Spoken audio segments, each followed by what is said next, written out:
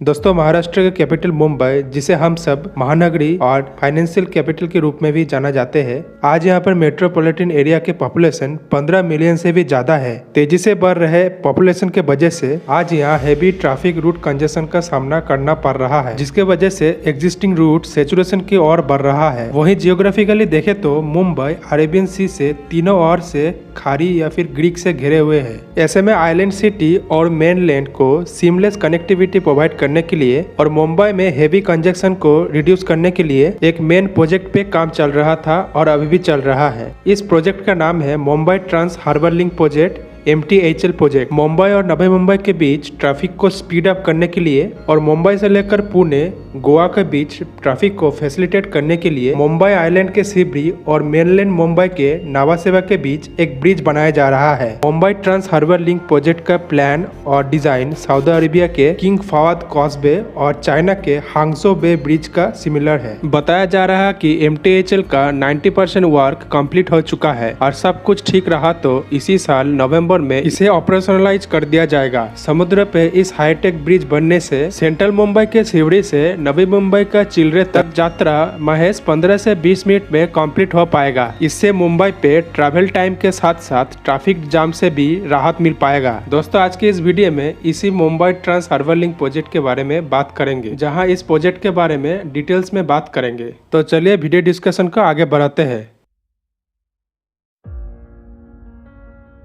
दोस्तों, Mumbai Trans Harbour Link MTHL India का longest sea bridge है। इसे मुंबई पुणे एक्सप्रेसवे से एक एलिवेटेड कॉरिडोर के थ्रू कनेक्ट किया जाएगा। इस प्रोजेक्ट की ऑफिशियल शुरुआत 24 अप्रैल 2018 को ही शुरू हो गई थी और इसे सिवड़ी नावासेवा ट्रांस हार्बर लिंक से भी जाना जाता है। MTHL मुंबई में भी बन रहा 6 लेन 3 on each side expressway bridge है। इनके टोटल लेंथ अबाउट 21.8 किलोमीटर की है, जिसमें अप्रोक्सीमेटली 16.5 किलोमीटर ओवर द सी और दोनों साइड जमीन पर 5.5 किलोमीटर की लेंथ की है। ये ब्रिज मुंबई के सिवड़ी नाम के जगह से शुरू हो रही है और रायगढ़ डिवीजन में नावासेवा के चिलरे एरिया पे खत्म होगा। सिवड़ी में 3 लेवल इंटरचेंज बनाया जा रहा है, जहां ईस्टर्न फ्रीवे और Sewri Worli East West connector MTHL से कनेक्ट होगा। सिवड़ी इंटरचेंज में 8 रैम्स होंगे, जहां 2 रैम्स हाजी बंदर रोड को कनेक्ट करेंगे, 4 रैम्स मुंबई और नवी मुंबई को ईस्टर्न फ्रीवे से कनेक्ट करेंगे और 2 रैम्स सिवड़ी वर्ली कनेक्टर को जोड़ेंगे। वहीं CIDCO द्वारा प्रपोज्ड कोस्टल रोड्स को कनेक्ट करने के लिए शिवाजी नगर इंटरचेंज में 6 रैम्स है। SH54 यानी स्टेट हाईवे 54 पर 4 रैम्प्स है,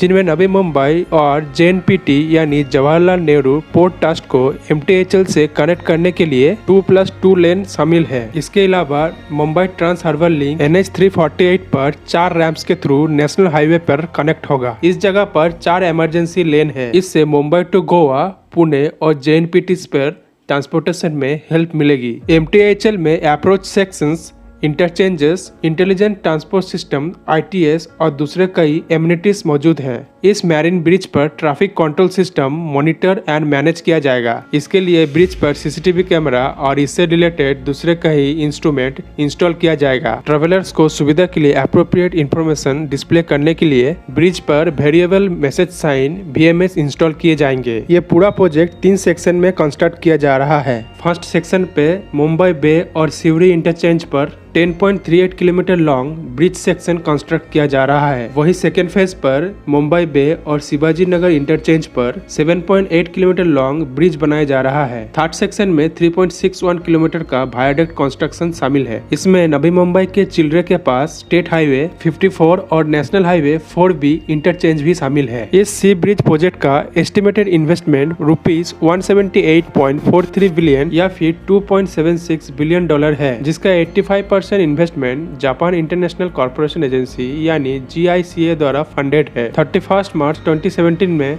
JICA ने ₹79.1 बिलियन की फर्स्ट ट्रांच रिलीज की थी, जहां टोटल प्रोजेक्ट कॉस्ट का 45% की है, जबकि 27 मार्च 2020 को सेकेंड ट्रांचेस साइन की गई थी। लास्ट मंथ JICA का प्रेसिडेंट डॉक्टर आकिहिको तनाका ने रिव्यू के लिए MTHL को विजिट किया था। वहीं JICA ने इसी साल अर्ली मार्च में ₹1927 करोड़ का थर्ड ट्रांच रिलीज किया है। साथ ही इंडिया मिनिस्ट्री ऑफ फाइनेंस ने प्रोजेक्ट के लिए रुपीस 19.2 बिलियन या कहे $297 मिलियन की सैंक्शन कर चुकी है। MMRDA द्वारा बनाया गया इस प्रोजेक्ट के लिए कंसल्टेंट के तौर पर AECOM, दरअल हंदासा और TUI लीन इंटरनेशनल वाले कंसोर्टियम को सेलेक्ट किया है। इस प्रोजेक्ट को इंजीनियरिंग, प्रोक्यूरमेंट एंड कंस्ट्रक्शन यानी EPC मॉडल द्वारा 3 पैकेजेस में डिवाइड किया जा रहा है। MMRDA ने प्रोस्पेक्टिव बिडर से प्री क्वालिफिकेशन इन्विटेशन के बाद 29 कॉन्ट्रैक्ट को शॉर्टलिस्ट किया गया था। इसके बाद पैकेज 1 और 3 के कंस्ट्रक्शन की जिम्मेदारी लार्सन एंड टुब्रो को दी गई।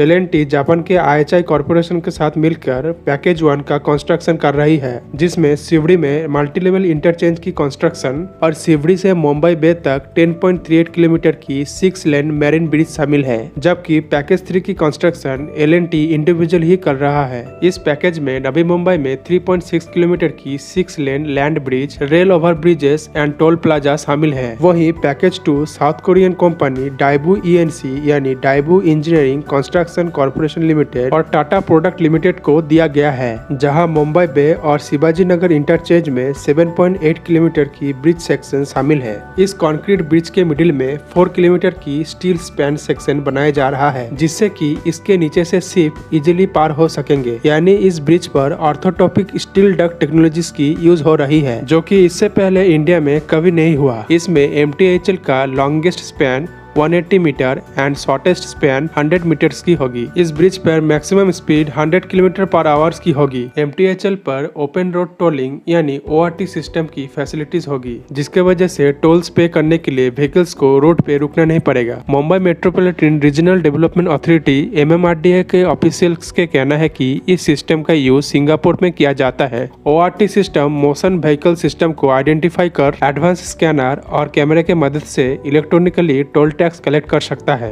ये ब्रिज जिस रीजन से होकर गुजर रहा है, वहाँ पर बड़ी संख्या पे फ्लेमिंगोस आते हैं, जबकि लार्ज स्केल पर मैंग्रोव्स भी पाए जाते हैं। ऐसे में इस ब्रिज को इन्वायरमेंट फ्रेंडली बनाने का पूरा प्रयास किया गया है। कुछ मीडिया रिपोर्ट्स के अकॉर्डिंग इस प्रोजेक्ट पे पैकेज 4 के तहत भी वर्क किया जाएगा।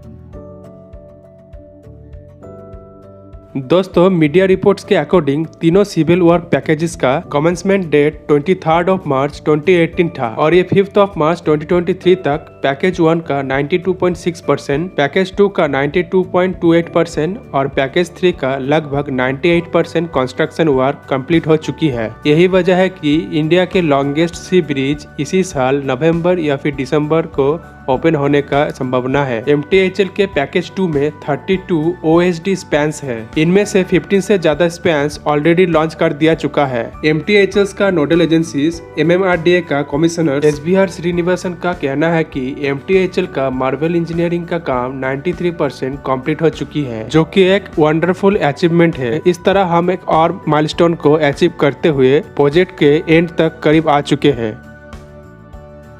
दोस्तों, Mumbai Trans Harbour Link project बनने से मुंबई और नवी मुंबई के बीच ट्रैफिक कंजेशन काफी हद तक कम हो जाएगी। इस ब्रिज को बनने से मुंबई, नवी मुंबई, लोनावला और पुणे से आने वाले थाउजेंड्स ऑफ कम्यूटर्स को सहूलियत होगी। महाराष्ट्र के कैपिटल मुंबई और नवी मुंबई से कोंकण के बीच लोगों को शॉर्टर कनेक्टिविटी प्रोवाइड होगी, जिससे कम्यूटर की टाइम्स और फ्यूल दोनों की सेविंग्स होगी। वही MTHL के थ्रू मुंबई और पुणे के बीच बेहतर कनेक्टिविटी प्रोवाइड हो जाएगी। MTHL मुंबई पुणे एक्सप्रेसवे से कनेक्ट होने से वर्ली से लेकर पुणे तक ट्रैवल टाइम ऑलमोस्ट 1 घंटा सेव होगा। वही इससे न सिर्फ इंडस्ट्रीज और एम्प्लॉयमेंट में तेजी आएगी, बल्कि पूरे महाराष्ट्र में इकोनॉमिक डेवलपमेंट का बूस्ट मिलेगी। इसके अलावा इसके लिंक से मुंबई से सटी रायगढ़ डिस्ट्रिक्ट का भी काफी तेजी से विकास होगी। महाराष्ट्र गवर्नमेंट नवी मुंबई को डेवलप करने में फोकस्ड है। इसके लिए न्यू इंटरनेशनल एयरपोर्ट के साथ साथ स्पेशल इकोनॉमिक जोन्स और जवाहरलाल नेहरू पोर्ट्स का एक्सपांशन शामिल है। ऐसे में MTHL इस सभी ऑब्जेक्ट्स को पूरा करने में मदद करेगा। MTHL मुंबई को स्लम फुल बनाने में हेल्प करेगा। ये काफी हद तक स्लम्स को रिड्यूस करेगा। दरअसल इस प्रोजेक्ट साउथ मुंबई को नवी मुंबई और रायगढ़ तक कनेक्ट करेगा, जहां कई अफोर्डेबल हाउसिंग प्रोजेक्ट चल रहा है। ऐसे में इस रीजन में मुंबई के लोगों को रहने में कोई परेशानी नहीं होगी। ये प्रोजेक्ट के कॉम्पिटिशन के बाद इकोनॉमिक डेवलपमेंट से लेकर सोशल इकोनॉमिक तक ये प्रोजेक्ट मल्टीपल एजेंडा को फुलफिल करेगा। और इसी उम्मीद के साथ दोस्तों, आज के वीडियो को यही विराम देते हैं। आशा करते हैं वीडियो आपको पसंद आई होगी। अगर पसंद आई है तो दोस्तों को वीडियो शेयर करें, लाइक करें